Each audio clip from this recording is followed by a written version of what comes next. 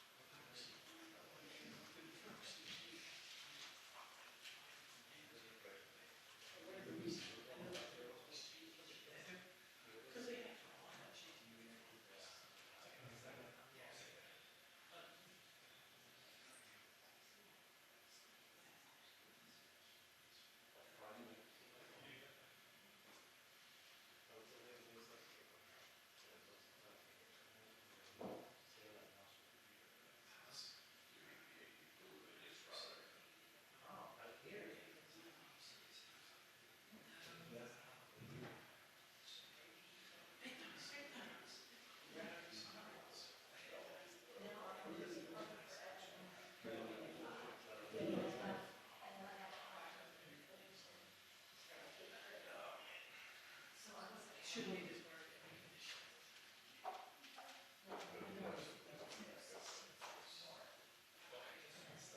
meeting is ended. I don't have any further updates. The meeting is ended.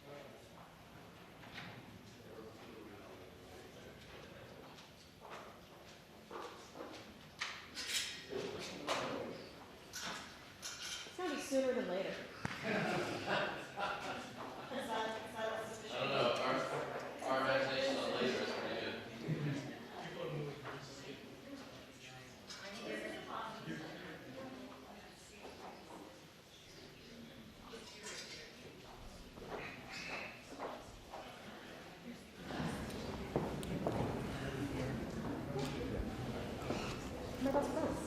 Yes.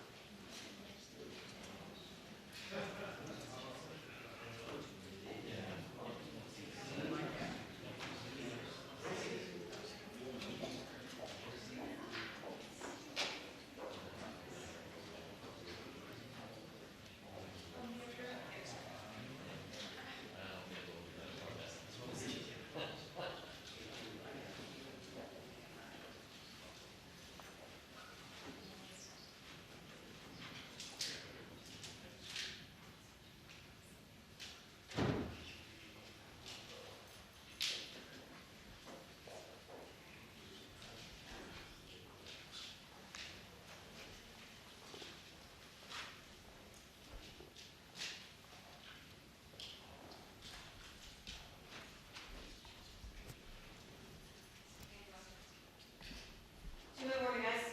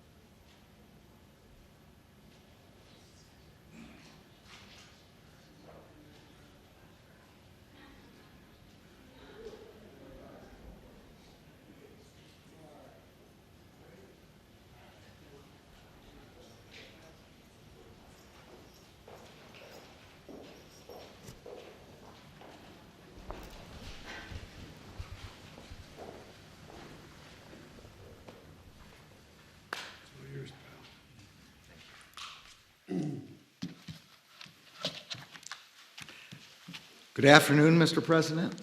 It's good to be here with you and with the local elected and community leaders and with representatives of law enforcement. Protecting our communities from violent crime is a top priority for the Department of Justice and one of our most important responsibilities. I'm glad the President brought us together today to discuss a subject of such importance to the public we serve. As our participants in today's roundtable have noted, the increase in violent crime in 2020 and early 2021 is deeply troubling. That is why last month, the Justice Department launched a comprehensive violent crime reduction strategy.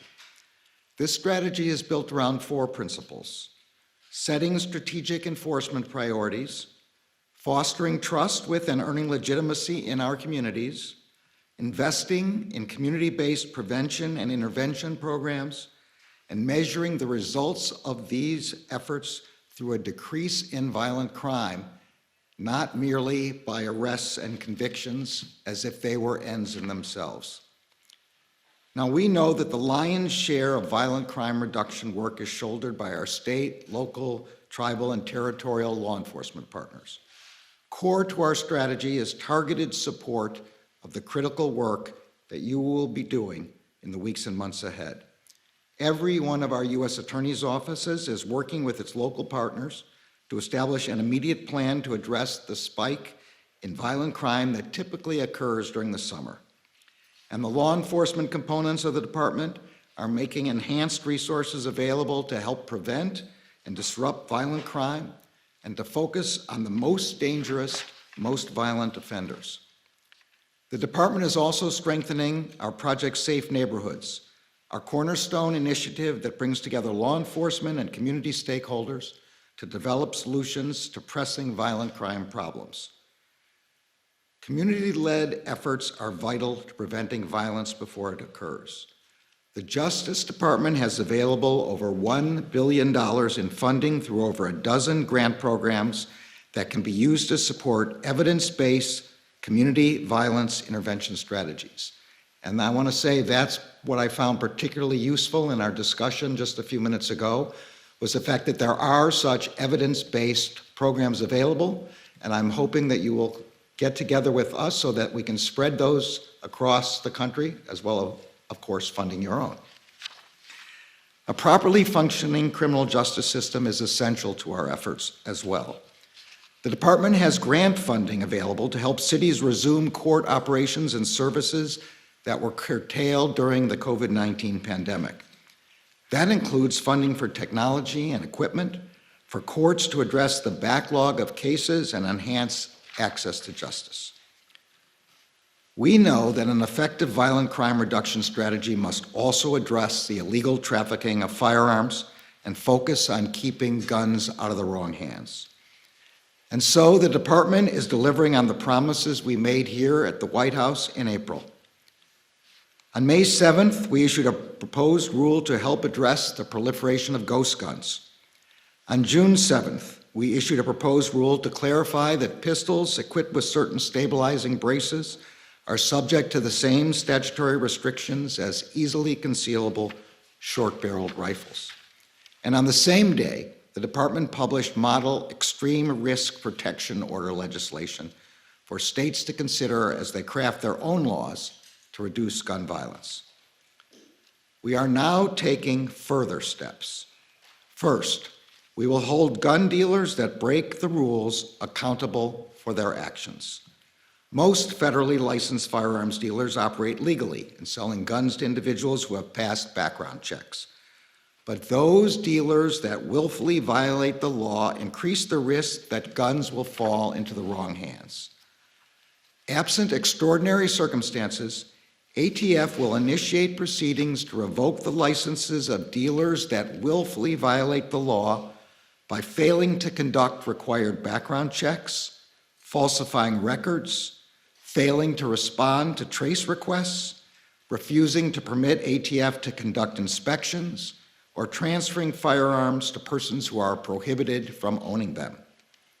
Second, we are seeking funding to increase ATF's dealer inspection capacity and improve its effectiveness. ATF has very limited inspection resources. The President's fiscal 2022 budget requests resources to add inspection positions in every field division. The effectiveness of the enforcement program depends on the ability to identify and focus on those dealers that pose the greatest risk to public safety. Starting today, ATF will make clear to investigators in every field division that, as they prioritize inspections, they must consider the extent to which firearms sold by a dealer are later used in criminal activity. Third, we will improve information sharing with state, local, tribal, and territorial partners to help bring more intelligence and law enforcement resources to bear, as well as with the public to increase our own accountability. Today, ATF has a point of contact in every field division to receive information from mayors, police chiefs, and other local leaders about firearms dealers they believe are acting unlawfully. And starting next month, ATF will begin sharing inspection data with the 16 states that license or regulate firearms dealers themselves. Also beginning next month, ATF will publicly post information about inspection frequency and outcomes disaggregated by field division, providing for enhanced transparency and accountability. Fourth, we are launching a concerted effort to crack down on gun traffickers.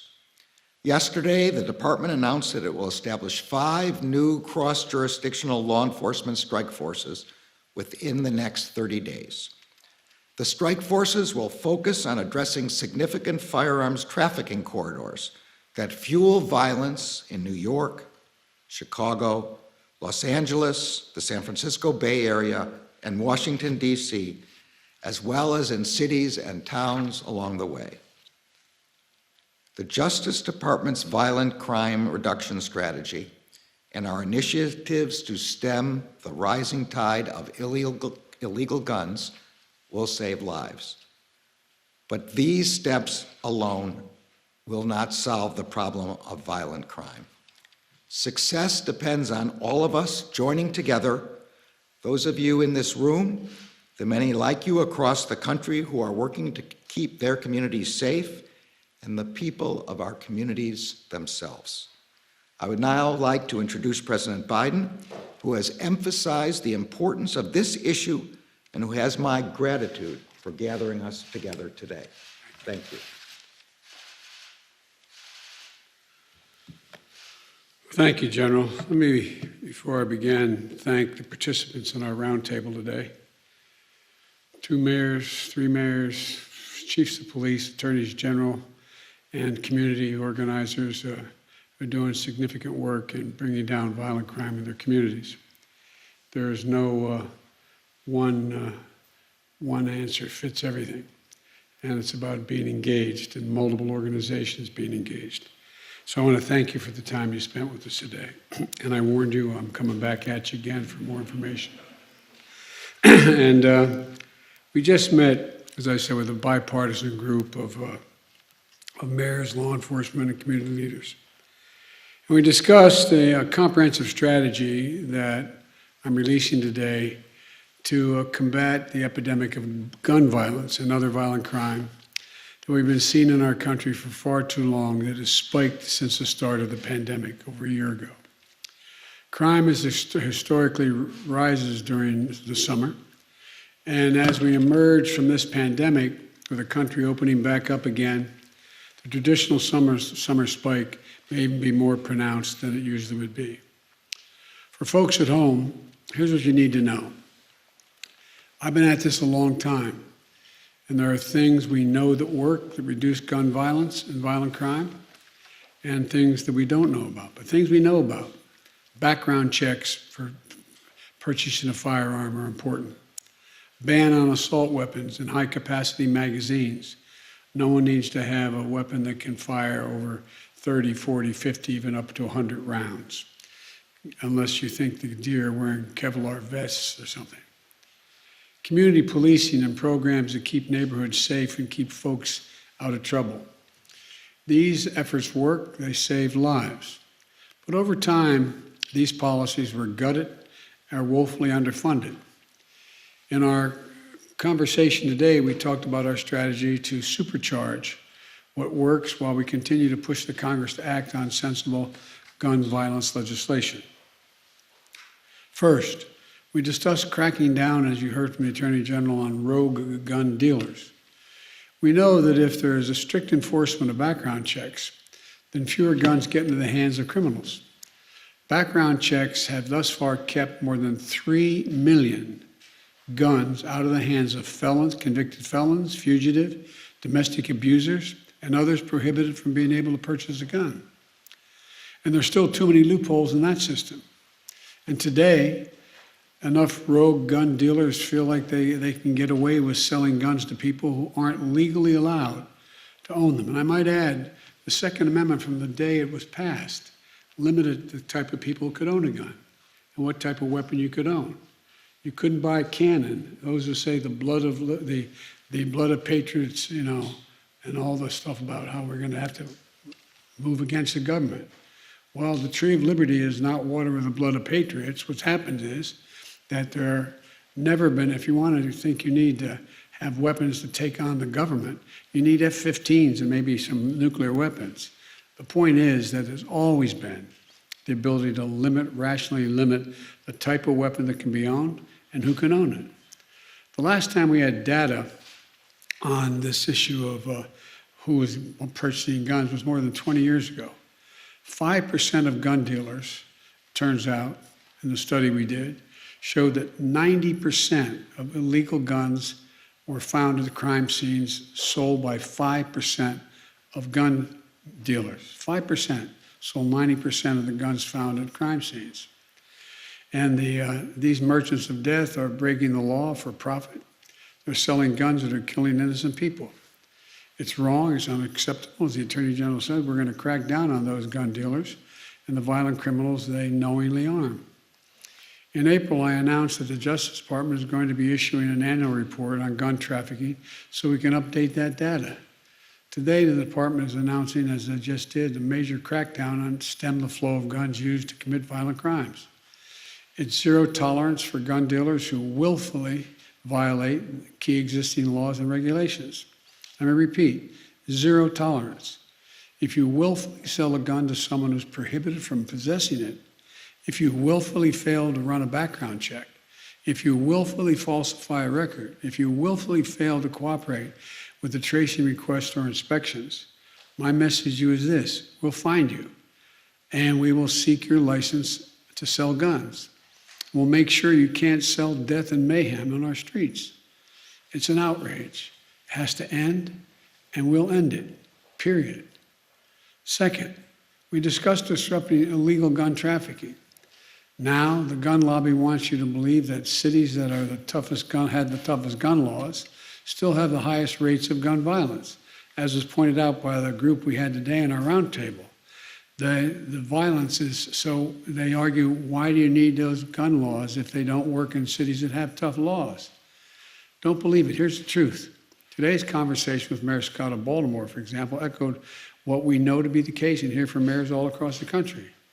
Mayors have the power to help shape and enforce the laws in their cities, but they can't control the laws in neighboring cities and states, even though the gun legally bought there often ends up in their streets. Mayor Scott says that 80% of the guns in Baltimore were acquired outside the city. Outside the city. There's little he can do about that. So we have to act. As part of our strategy, the Justice Department is creating 5 new strike forces to crack down on illegal gun trafficking in the corridors supplying weapons to cities like New York, Chicago, Los Angeles, Washington, D.C., and the Bay Area. With these strike forces, local and federal law enforcement and prosecutors are going to be able to better coordinate the prosecution of illegal gun trafficking across city and state lines. So, illegal guns sold from the back door of a gun shop in Virginia don't end up in a murder scene in Baltimore. And if they do, then local and federal law enforcement can better coordinate to trace illegal gun sales back to a shady gun dealer and hold them accountable. Police Chief Murray of the Police Chief Murphy, Paul of Baton Rouge, Louisiana, talked about how he's coordinating more closely with the Bureau of Alcohol, Tobacco, and Firearms, the ATF, and the Federal Bureau of Investigation, the FBI, to help take on criminal organizations committing violent crimes in the city. This kind of coordination is essential to keeping the weapons of war out of the hands of dangerous criminals, fugitives, and gangs, as well as organized crime. Third, we discussed historic funding for states, cities, and counties, and tribes for law enforcement and crime prevention. You know, they've not only had to fight this pandemic, they've also had to deal with economic crisis that has decimated their budgets, forced them to cut essential services, including law enforcement and social services. And amid the COVID-19 pandemic, they've had to deal with a second public health crisis, gun violence. The American Rescue Plan, which we passed in the first 100 days of my administration, is providing much needed and historic relief to bring back those law enforcement jobs and social service jobs. Much of this relief has already arrived. The rest is on its way. And we're now providing more guidance on how they can use the $350 billion nationally that the American Rescue Plan has available to help reduce crime and address the root causes. For example, cities experiencing an increase in gun violence were able to use the American Rescue Plan dollars to hire police officers needed for community policing and to pay their overtime. Mayors will also be able to buy crime-fighting technologies like gunshot detection systems to better see and stop gun violence in their communities. They can use the funding to scale up wraparound services for the residents as well, including substance abuse and mental health services that we know will make a difference in prevention of crime. Here's another example that reminds me of the old saying my mom used to use. She'd say, "An idle mind is a devil's workshop." Well, school's out for the summer. Teenagers are in tough neighborhoods. Who are in tough neighborhoods? No jobs, more trouble. We know summer jobs, training, and recreation for young people work. They help make sure young people pick up a paycheck instead of a pistol. One study found in Boston's summer jobs program for youth reduction reduced violence crimes by 35% in Boston. Another study found that a program that offers high school students in Chicago a good summer job and an adult mentor and behavioral therapy led to a 45% drop in violence. We can invest in more of these programs with the American Rescue Plan. And here's another thing states, cities, counties, and tribes can do with that funding. When someone finishes their time in prison, we can't just continue to give them $25 and a bus ticket. They end up right back where they started and got them in trouble in the first place. Or no option for being able to provide for access to public housing, or for schools, or for mentors to help them find their way, and the stuff that prevents recidivism and helps them integrate into society. That's changing with guidance and we're issuing today. The American Rescue Plan funding can help formerly incarcerated people get skills training, apprenticeships, and work experience so they can gain stability and security and a chance for a better life rather than going back to exactly what they left. Attorney General Greenwald of New Jersey and Mayor Daniela Levine Cava of Miami-Dade talked about their efforts to lift up those kinds of community programs that reduce gun violence, keep communities safe, and make real positive difference in people's lives. And for folks at home, the American Rescue Plan, which is a once-in-a-generation investment to reduce violence in America, is available. I'm proud of it. It means more police officers, more nurses, more counselors, more social workers, more community violence interrupters to help resolve issues before they escalate into crimes. It means we go after the people who flood our streets with guns and the bad actors who decide to use them to further terrorize the communities. It means saving lives. And Congress should in no way take away this funding. It's already been appropriated. In fact, a few weeks ago, the bipartisan United States Conference of Mayors, the National League of Cities, National Association of Counties, they all came out forcefully against efforts to reclaim American Rescue Plan funds that have already been allocated to the states, cities, and counties and tribes. This is not a time to turn our backs on law enforcement or our communities. Fourth, we discussed the need to support community violence intervention. These are local programs that utilize trusted messengers, community members and leaders, to work directly with people who are most likely to commit gun crimes or become victims of gun crimes. We know who they are. They intervene before it's too late, these interrupters. Turn down the temperature, halt the cycle of retaliation, connect people to social services, and it works. Community violence intervention programs have shown a reduction in violence of up to 60% in many places. We heard from 2 community leaders that do this work. Eddie, thank you for coming from Chicago. You were really, quite frankly, it was impressive, your presentation. and Devon Bogan from Richmond, California. Eddie was formerly incarcerated for gun homicide, and Devon lost his brother to gun violence. And Eddie worked as a violence interrupter. Now he runs a program that provides high-risk men with cognitive behavioral therapy to help them react to the impulses by slowing down rather than following through on the violence. It puts them in paid jobs to change their trajectory. The program has reduced shootings by 40%. Devon runs a program across California and 6 other states that enroll high-risk individuals in peace fellowships, complete with intensive mentoring and social services. It's saving lives. In Sacramento, for example, 91% of the participants stayed away from gun violence. States and cities should invest in American Rescue Plan funds in those kinds of anti-violent crime programs. And today I'm announcing that the White House will be working with 15 jurisdictions that are doing exactly that, from Baltimore to Baton Rouge to Memphis to Minneapolis, to build up their community violence intervention programs starting this summer.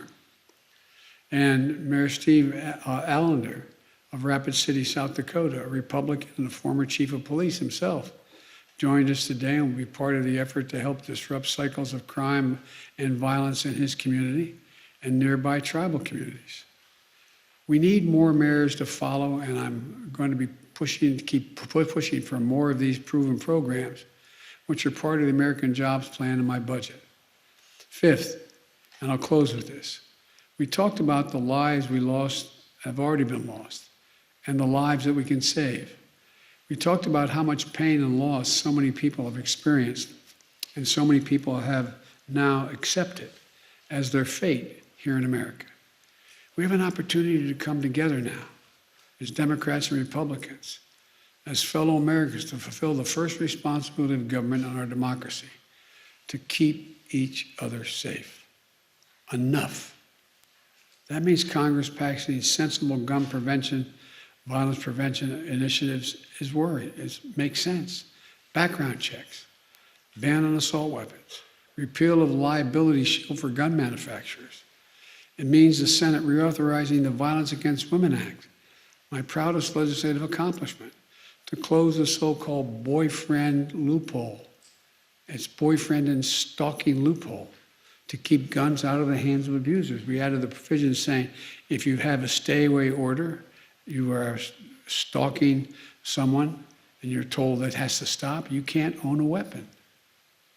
Every single month, an average of 57 women are shot and killed by an intimate partner. We can help stop that.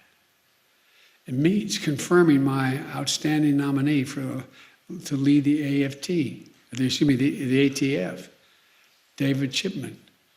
It's been without a leader for a while. The top job has been unconfirmed for much too long.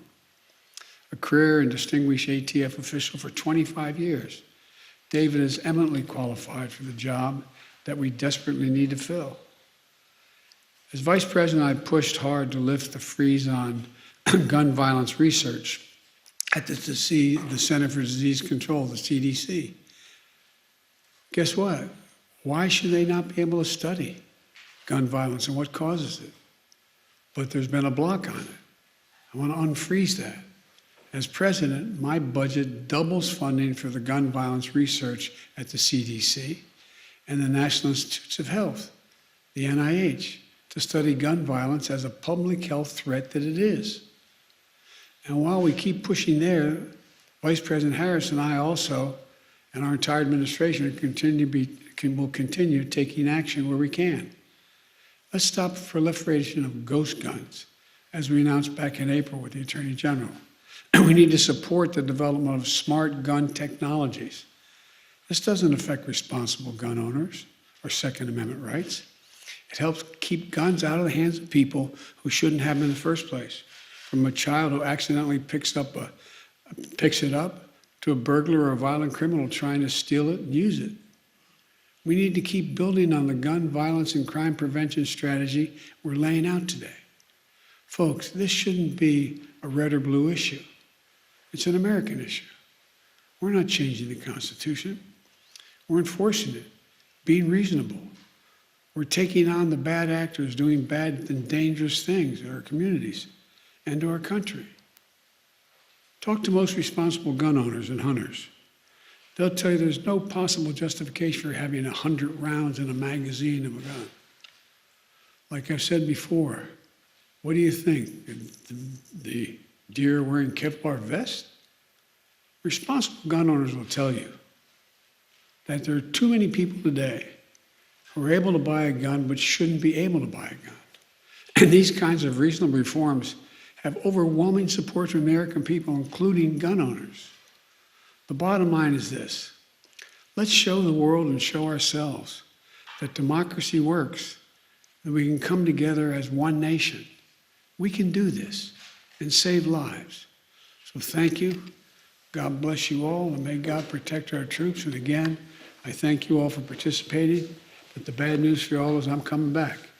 I need your continued help. So thank you very, very much. In general, thank you. Mr. Appreciate President, are you still holding out hope that Congress can pass another assault weapons ban? I never give up hope.